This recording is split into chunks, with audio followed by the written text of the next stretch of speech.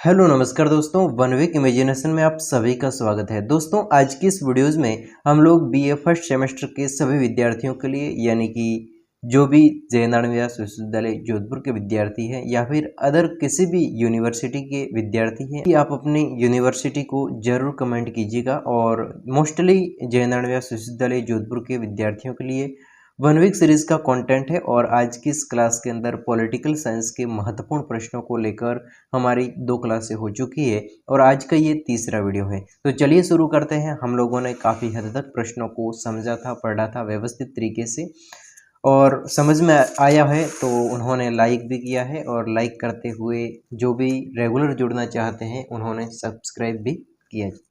तो चलिए, तो आज की इस क्लास का सबसे पहला प्रश्न बनता है यानी कि 9वें प्रश्न से हमारी क्लासेस शुरू हो रही है और इसके पहले वाले प्रश्न को हम लोगों ने 2 क्लासों के अंदर व्यवस्थित तरीके से पढ़ा लिया है, तो उस वीडियो को आप जरूर देखिएगा।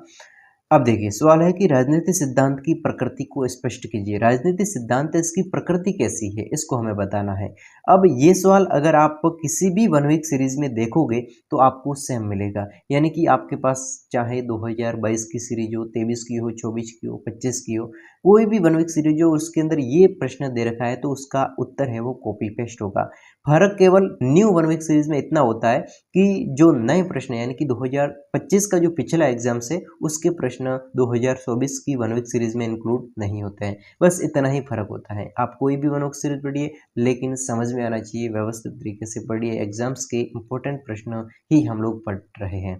तो चलिए, राजनीति सिद्धांत की प्रकृति को हमें बताना है। तो राजनीति सिद्धांत की प्रकृति को 2 भागों में विभाजित किया जा सकता है। राजनीति सिद्धांत की प्रकृति को 2 भागों में डिवाइड किया जा सकता है। सबसे पहला है परंपरागत दृष्टिकोण के अनुसार राजनीति सिद्धांत की प्रकृति यहाँ पर काल्पनिक और दार्शनिक मानी गई है। समझ गए?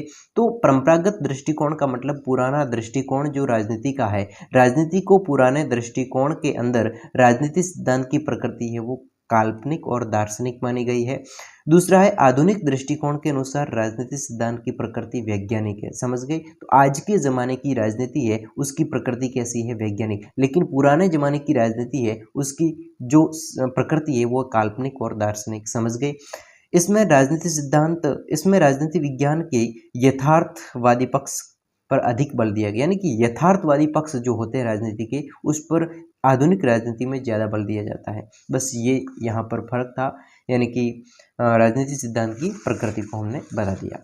अब दोस्तों अगला सवाल है कि राजनीति सिद्धांत का महत्व बताइए। राजनीति सिद्धांत हम क्यों पढ़ते हैं, हमारे लिए क्यों इम्पोर्टेंट है? तो वही इम्पोर्टेंस बताना है कि राजनीति सिद्धांत के महत्व को बताइए। देखिए, राजनीति व्यवहार को समझने के लिए राजनीति सिद्धांत कल्पनात्मक ढांचों, परिचालनात्मक संरचनाओं तथा तर्क संगत संबंधों के स्रोत के लिए उपयोगी हो सकता है। तो यहाँ पर कहाँ पर उपयोगी है? तो राजनीति सिद्धांत के महत्व की बात करें तो सबसे पहला महत्व है कि राजनीतिक व्यवहार है उसको समझने के लिए राजनीति सिद्धांत है वो कल्पनात्मक ढांचे हैं, परिचालनात्मक संरचनाओं है और तर्क संगत जो भी संबंध है उसके लिए यहाँ पर उपयोगी हो सकता है। दूसरा है सिद्धांत अवधारणात्मक विचार बंद कार्य करने के लिए। सिद्धांत अवधारणात्मक विचार बंद कार्य करने के लिए यहाँ पर राजनीति इंपॉर्टेंट होती है। तो यहाँ पर 2 बातें आपको ध्यान रखनी है। पहली बात कि राजनीति सिद्धांत है वो राजनीतिक व्यवहार को समझने के लिए उपयोगी है, जैसे कि कल्पनात्मक हो गया, परिचालनात्मक हो गया, तर्क संगत यानी कि सोचने विचारने की क्षमता होगी। तो यह चारा यानी कि राजनीतिक व्यवहार को समझने के लिए राजनीति सिद्धांत इंपॉर्टेंट है, पहला हो गया। दूसरा है सिद्धांत अवधारणात्मक विचार बंद कार्य। कोई भी सिद्धांत के अनुसार कोई विचार करके सिद्धांत बनाकर कार्य करने के लिए हमारे पास राजनीति का होना आवश्यक है। समझ गए सवाल को? अब देखिए, अब दोस्तों अगला सवाल है कि राजनीति सिद्धांत की अध्ययन की पद्धतियों के महत्व बताइए। राजनीति सिद्धांत है इसको पढ़ने के लिए अलग अलग पद्धतियां, अलग अलग विधियों का काम में लिया जाता है। तो राजनीति सिद्धांत के अध्ययन की अलग अलग पद्धतियां हैं उसके बारे में सवाल 2020 के एग्जाम में पूछा गया है और इसका उत्तर है कि राजनीति सिद्धांत की अध्ययन पद्धतियों में हमें वास्तविकता के विषय में जानकारी प्राप्त होती है। सबसे पहला पॉइंट है कि वास्तविकता के विषय में जानकारी प्राप्त होती है और ये अपनी वैज्ञानिक वस्तु के द्वारा अनुशासन के अंदर एकरूपता, संबंधता, संगति के तत्वों का विकास करते हैं। तो पहला यहाँ पर महत्व हो गया। अब दूसरा है अध्ययन पद्धतियों से हमें तथ्य संग्रह, शोध को प्रेरणा यानी कि तथ्य संग्रह का मतलब कोई भी अलग अलग प्रकार की थ्योरी होती है, अलग अलग प्रकार के सिद्धांत होते हैं, उसका संग्रह करना। शोध प्रेरणा यानी कि खोज करना, दिशा प्राप्त होती है।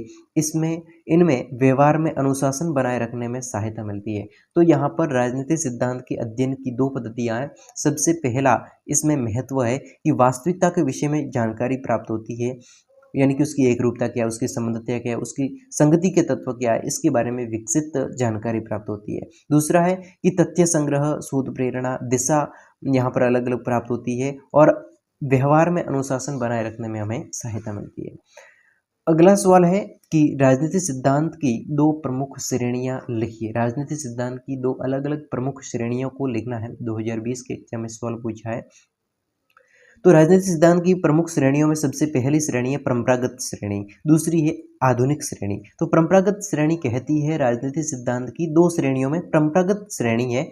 इस श्रेणी के अनुसार राजनीतिक सिद्धांत की प्रकृति काल्पनिक और दार्शनिक मानी गई है। और दूसरा है आधुनिक श्रेणी, यानी कि राजनीतिक सिद्धांत की आधुनिक श्रेणी के अंदर यहाँ पर राजनीतिक सिद्धांत की प्रकृति है वो वैज्ञानिक मानी गई है। तो एक बात यहाँ पर इस वीडियो में आप ध्यान रखना कि राजनीतिक सिद्धांत की पुरानी यानी कि परंपरागत श्रेणी कहती है कि राजनीति काल्पनिक है और राजनीतिक दार्शनिक है, लेकिन राजनीतिक सिद्धांत की आज की अवधारणा है, आज की आधुनिक श्रेणी है, वो कहती है कि राजनीतिक सिद्धांत वैज्ञानिक है। समझ गए? तो दोस्तों आज की इस वीडियोज़ में बस इतना ही। मिलता हूँ नेक्स्ट वीडियोज़ में, तब तक के लिए जय हिंद।